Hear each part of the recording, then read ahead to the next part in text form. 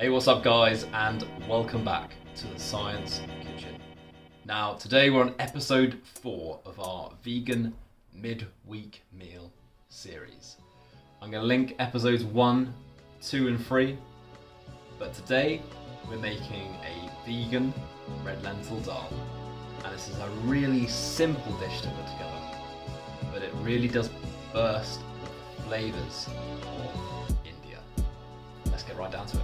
So in the spirit of Indian cooking, we start with the basic building blocks. Onions and garlic gently cooked down. To this, we're going to start to spice it up with some fresh ginger, some chili flakes, curry powder, and ground cumin. To this, we'll add some shaved carrot, and then we're ready for our red lentils. Now this is going to make a very creamy dal and very indulgent, so we're adding coconut milk.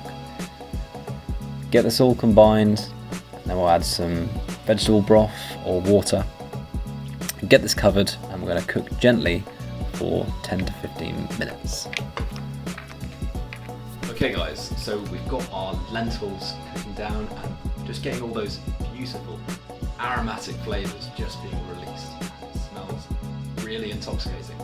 Next, we're going to pair this with some charred cauliflower. And this really gives an extra level to that flavour, and you've got a fantastic combination of textures as well. So we've got a couple heads of cauliflower, which we'll break down into these small florets. Season, and we'll just coat these generously with some vegetable oil. Into our tray for roasting, and we're going to roast in our oven at the highest setting until deeply charred and blackened. Not quite yet. A little bit more. Just right. So serve up your cooked lentils, top with your charred cauliflower. I'm adding some blanched baby corn for some added texture, and just finish with some chopped coriander.